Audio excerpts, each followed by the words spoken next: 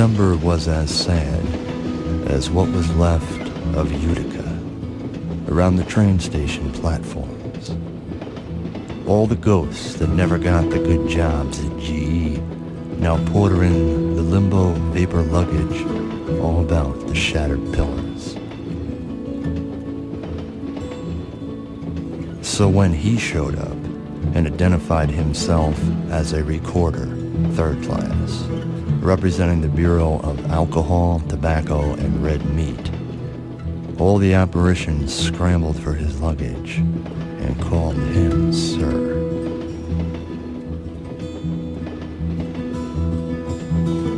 The fullness and bounty in the quality of life he was leading was so apparent. What a knee slapper.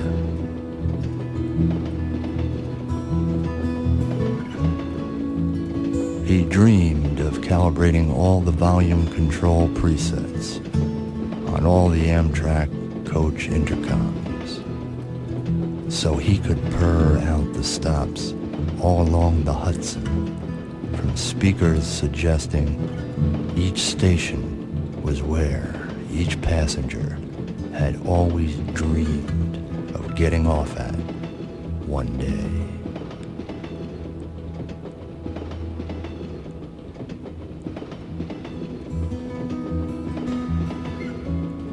It would be like screwing you through Schenectady.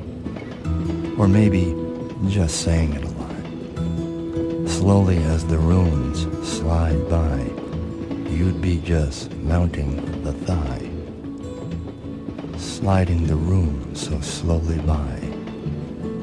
The least you could have admitted to me once is it might have been worth giving it a try.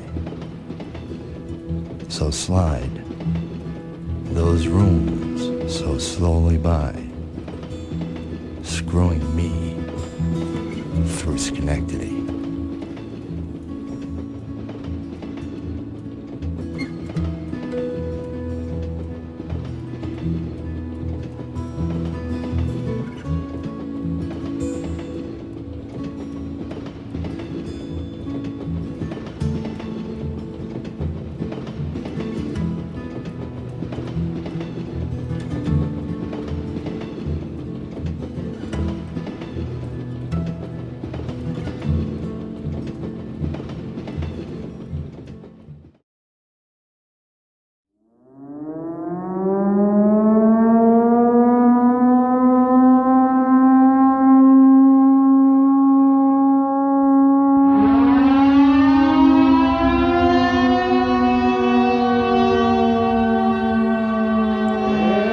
The sound of the horns in the fog woke you, didn't they?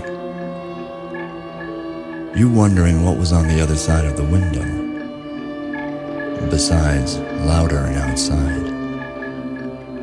So the deeper you go in the sheets, the better you see your last slow-motion dream, where the waiter's uniform smelt of perspiration and suicide.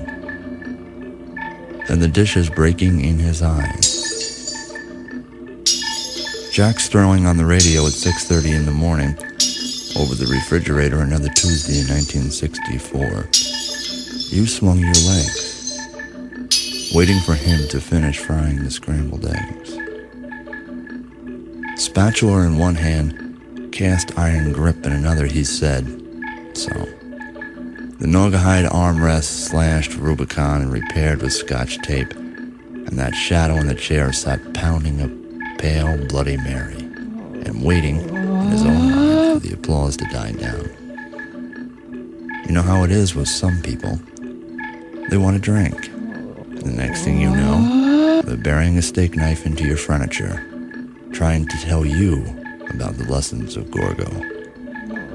They are Vanishing Reed, the REM graduate, and the dropout from Clown College at Ringling Brothers, sharing their apartment with a shaggy mutt who was always attentive, a parrot that lists, a monkey named Stanley who can dance the jig and beg for quarters. And don't forget that rabbit in the dirty newsprint cage with mange. They moved from room to roam with a kind of lean-hipped devotion. He didn't believe in handing out tickets. He used to bawl them out. He said, they'll remember that better. So now he sat in a corner, nursing a drink, and wondering, while waiting for the applause to die down, thinking from the Latin meaning to explode.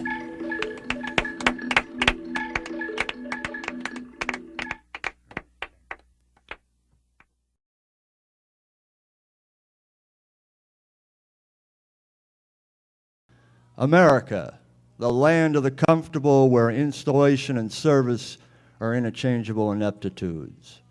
Maybe the ovens will find calibration, perhaps your wall furnace won't explode before the serviceman gets there. Here in Whoville, the land of the comfortable, where you better get your sorry butt out of the way of the ready-made rage in the parking lot. Are we living in the Jetsons world of post-2000? Did our election of the first corporate talk show host really come down to what it came down to? The choice between either Spacely's sprockets or Cogswell's cogs? Let me get this straight. First, it was determined we needed instructions on how to cook hamburger. Then we couldn't follow the directions because we had stopped reading as preparation for not bothering to vote because we couldn't make up our minds because we had lost them somewhere in the marketplace where thinking hurts. And now we're told that nobody could really count in Florida. Good evening from Whoville, indignant idiot nation, where inconvenienced consumers temper tantrum away the cartooning of reality. Let's just go down the list again for old time's sake. Middle East, limited exchange, thermonuclear ready. Planet and atmosphere with a broken thermostat. Fossil fuel economy running a little low on dead dinosaur juice. It's under contestment anyway. While the present generation's collective identity is cybersized down to a fiber optic challenged ThinkPad cripples lost in image-dependent chat rooms, sharecroppers in the new corporate virtual plantations. Suppose the Grinch did steal the election. What would it sound like? Perhaps Dr. Seuss, as read by Casey Stengel. Every who down in Whoville liked comfort a lot, but the corporation named Grinch, who ruled over Whoville, only wanted to maintain ultimate control and perpetrated a coup, a junta, a plot. So while the Whos were drunk on their noise and their feast, thinking the Grinch their playground provider, and either thought little of him or feared him as much as they did their roast beast, the Whos liked to sing of leisure and desire to the tune of democracy, freedom, and choice, while the Grinch sent the price of the indifferent quagmire, and all the vooters of Whoville awoke to discover one day they had lost their vote, their voice, their way. All because the corporation Grinch had a better idea, a wonderful, awful, mandatory way of life. All he needed was a comfortable, soft, complacent sap, addicted to sucker punch product, lust and fear, noise and feast, and perhaps later a little nap. Better watch your ass, Whoville, snarls the Grinch, and keep thinking right. Or I'll raise the price on the noise and the feast, and you'll get a first-hand object lesson in technocracy and perpetual economic night. And then, guess who won't be able to swing the price of the roast beast?